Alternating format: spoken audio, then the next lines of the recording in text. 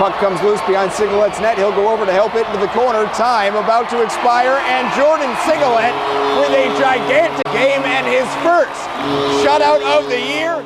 I just remember laying in that hospital bed and waiting for the doctor to come in and say, "Jordan, you know, you can go home, you're fine." And he walked in, and you just could tell by the look on his face he didn't have good news for me, and just kind of put his hand on my leg and said, "Things don't look good." And when you hear that, I mean, I just got all choked up and heart kind of dropped a little bit, and just wondering what was going to come out of his mouth next. I didn't know if he was going to tell me I had cancer or some sort of tumor, and he said multiple sclerosis, and I looked at him and didn't know what it was, didn't know much about it, and from that point on, it was a lot of questions being asked.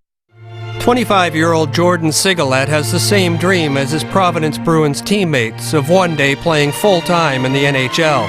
But Sigalet has something else. It's called perspective, that comes from having a disease that changed his life forever almost 3 years ago when he was starring for Bowling Green University. I always try and explain it, the feeling when you get glue on the ends of your fingers and you kind of rub them together, how you're just missing that feeling in your nerves, or even when you sleep on your arm wrong and wake up the next morning, you can just feel the pins and needles in there. And that's the best way to describe it to people when they ask. Though not fatal, MS is an unpredictable, lifelong disease that attacks the central nervous system, leading to a wide range of symptoms that can include paralysis. In Jordan's case, his first attack started with a lack of feeling in his foot and ended with numbness from the neck down. Are there days when you wake up and almost wonder if something's going to be wrong? Yeah, it is. It's frustrating living day to day like that, but I mean, if I were to think 3 years ago I was going to wake up to my body like that, I never would have thought that. And you're always a little nervous waking up in the morning, I guess, hoping everything's all right. And I just kind of look forward to every day and hope I have a good day, and can't really worry about and get down about maybe things not going to be so good in the future. The fact he is even able to go to the rink, never mind play and dream the dream, is miraculous. At first I thought it was just going to be a completely negative effect on my career and just everything overall. That's why I didn't go public at first. I was worried I wasn't going to be signed because of this burden on me. And when I went public and Boston said, "You know what, we're going to sign you if you're playing well," I mean, that just was what I wanted to hear, you know. And as long as I can play and continue to play like anyone else out there, I mean, I'm hoping it's not going to affect me or hold me back from doing what I want to do and make it to the NHL. Jordan controls his condition with a combination of a healthy diet and 3 injections a week of a drug designed to calm the nervous system.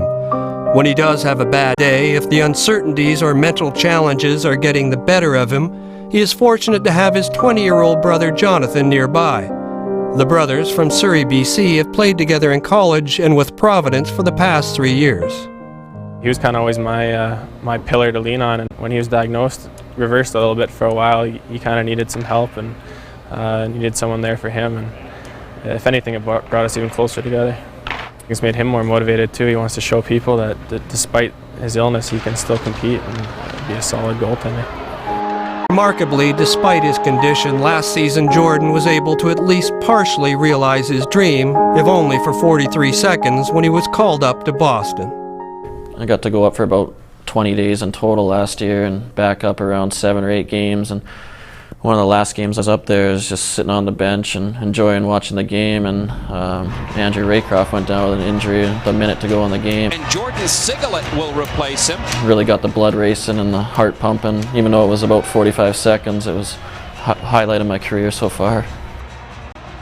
Are you the first player to play with MS? I could be. I'm not even sure. I think there's probably some other people out there maybe that haven't gone public with it. It's hard to say. So I'm the first one I know that's gone public with the disease, that's played the game. So the dream is still alive? Yeah, the dream's definitely still alive, and I want it more than anything in the world. And having that little taste of it last year, getting called up, just makes me want the whole thing now.